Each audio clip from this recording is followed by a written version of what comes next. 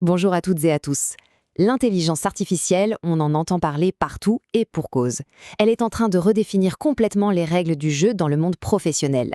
Chaque jour, de nouveaux outils apparaissent et ça nous amène à la grande question, quelles sont les compétences qui vont vraiment compter demain?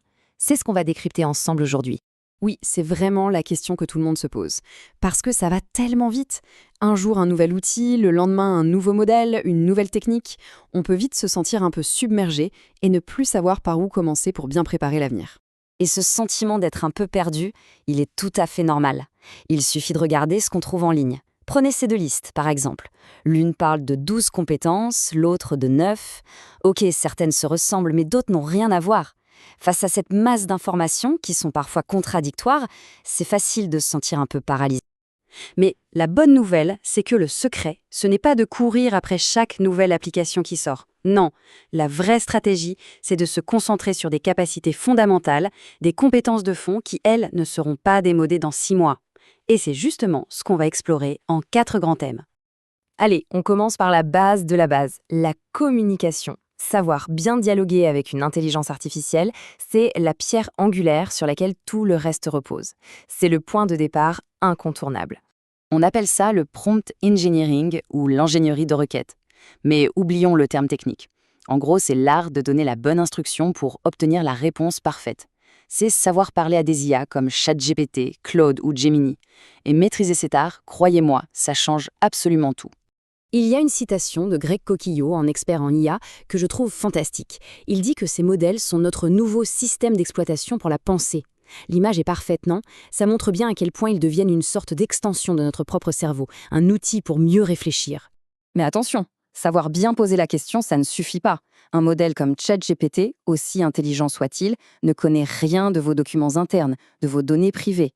Pour qu'il puisse donner des réponses vraiment pertinentes, il faut lui fournir le bon contexte. Et c'est là qu'une technologie clé entre en jeu, le RAG. Pour faire simple, voilà comment ça marche. Le grand modèle de langage, le LLM, c'est le cerveau, celui qui est réfléchi. Les bases de données vectorielles, c'est sa mémoire externe, sa bibliothèque personnelle où l'on stocke nos propres informations. Et le RAG, eh bien, c'est le pont entre les deux. Grâce à lui, l'IA va piocher dans nos données pour donner des réponses ultra précises, basées sur des faits. Bon, maintenant qu'on sait communiquer, on passe au niveau supérieur. L'étape d'après, c'est de construire de véritables systèmes automatisés avec l'IA. L'idée ici, c'est d'automatiser les tâches. On connecte les outils du quotidien, le calendrier, la boîte mail, le CRM, et on laisse l'IA faire le travail répétitif. Imaginez, un email arrive, l'IA le lit, planifie un rendez-vous dans le calendrier et met à jour la fiche contact. Tout ça sans que personne n'ait à intervenir. Mais on peut aller encore plus loin. Bien plus loin que de simples enchaînements de tâches. On entre dans le concept vraiment révolutionnaire des agents IA. Là, on parle de créer une véritable équipe d'employés numériques qui collaborent. C'est encore Greg Coquillo qui le résume le mieux. Les systèmes d'IA penseront, planifieront, décideront et agiront comme des employés numériques. Le mot-clé ici, c'est l'autonomie. On ne donne plus une simple instruction, on assigne un objectif. Et c'est à l'agent de se débrouiller pour l'atteindre. Et ce n'est pas de la science-fiction, ça existe déjà. Des outils comme CrewAI, Longchain ou Autogène permettent de créer ces équipes d'agents. On peut avoir un agent chercheur qui collecte l'info, un agent rédacteur qui écrit un brouillon et un agent critique qui l'améliore. Ils travaillent ensemble en équipe pour produire un rapport complet de façon quasi autonome.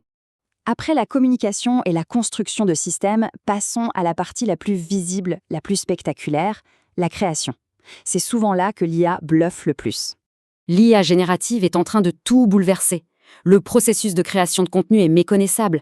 Ce qui prenait des jours de travail, des budgets énormes, peut maintenant être fait en quelques minutes, juste à partir d'une idée formulée avec des mots. Et ça touche vraiment tous les domaines. Génération de vidéos, création de voix de synthèse, développement de logiciels, design graphique, assistance à l'écriture de code. Le point commun à tout ça, les barrières à l'entrée pour créer du contenu de haute qualité sont en train de s'effondrer. Prenons l'exemple le plus frappant, la vidéo. C'est le format de communication numéro 1. Et l'IA fait sauter tous les obstacles. Plus besoin de caméra, de studio hors de prix ou de compétences de fou en montage. Une simple idée suffit. Des plateformes comme Runway ou Picas peuvent transformer une phrase en une vidéo incroyable. Des outils comme HeyGen permettent de créer des avatars hyper réalistes pour faire une présentation dans n'importe quelle langue. Pour les créateurs, c'est une vraie révolution. On arrive au dernier point. la 4e compétence. Et c'est sans doute la plus importante de toutes. Ce n'est pas une compétence technique, non, c'est un état d'esprit. Dans le domaine de l'IA, la seule certitude, c'est que tout change, tout le temps. L'outil qu'on adore aujourd'hui sera peut-être obsolète dans 6 mois. Du coup, la seule compétence qui ne se démodera jamais, c'est notre capacité à apprendre et à nous adapter. Sans arrêt, il faut cultiver sa curiosité. Alors comment on fait, concrètement? Il faut se créer une routine. D'abord, suivre l'actualité sur les grands sites spécialisés pour savoir ce qui se passe. Ensuite, creuser les sujets avec des analyses de fond, comme celle de la MIT Technology Review. Et enfin, le plus important, il faut tester. Mettre les mains dans le cambouis, essayer les nouveaux outils dès qu'ils sortent, c'est le seul moyen de vraiment comprendre leur potentiel. C'est cette discipline qui fait toute la différence. Elle permet de passer du statut de simple utilisateur, qui subit un peu la technologie, à celui d'acteur averti, qui anticipe les changements et s'y prépare activement. Au final, la question essentielle, c'est celle-ci. Dans ce nouveau monde façonné par l'IA, est-ce qu'on veut être un simple utilisateur ou est-ce qu'on veut être un architecte? Veut-on être celui qui utilise les outils ou celui qui les conçoit et les orchestre? Les capacités qu'on a vues, communiquer, construire, créer et surtout apprendre continuellement, sont les clés pour devenir un architecte de ce futur. Le choix appartient à chacun d'entre nous.